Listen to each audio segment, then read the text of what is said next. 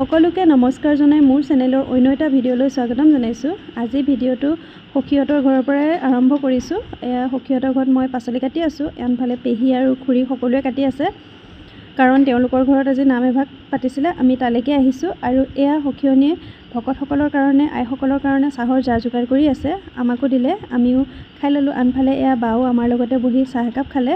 মই পিছে চাহ নাই খোৱা দেই, মই ঠাণ্ডা খাইছোঁ। ঠাণ্ডাৰ লগত আৰু তেল পিঠা এটা লৈ লৈছোঁ, কাৰণ পিঠাটোতো এৰিব নোৱাৰি, পিঠাটো খাই ভাল পাওঁ। আৰু আনফালে এয়া দেউৰীসকলে ৰন্ধা বঢ়া কামত লাগি গৈছে। প্ৰায়খিনি হৈছেহি আৰু গৰমো বহুত আজি, ৰ'দটো বহুত চোকাকৈ দিছে। আৰু সেইকাৰণে সখীয়নীয়ে তেওঁলোকৰ কাৰণে নেমু চৰবত বনাই আছে, কাৰণ জুইৰ ওচৰত বহুত গৰম। তেওঁ এয়া নেমু চৰবতৰ যোগাৰ ধৰিছে।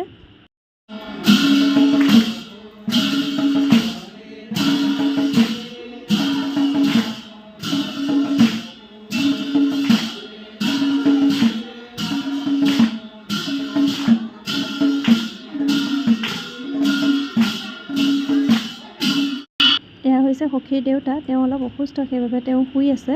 আৰু আমিও খোৱা বোৱা কৰিলোঁ, এতিয়া ঘৰলৈ বুলি আহিছোঁ।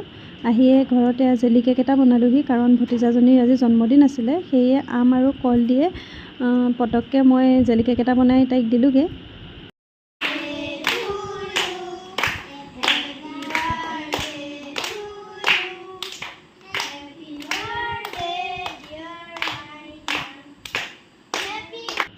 আজিলৈ মোৰ ভিডিঅ'টো ইমানেই। যদি ভাল পালে প্লিজ লাইক, কমেণ্ট আৰু শ্বেয়াৰ কৰিবলৈ নাপাহৰিব। আকৌ এটা নতুন ভিডিঅ'লৈ আপোনালোকৰ আগলৈ আহি আছোঁ। বাই।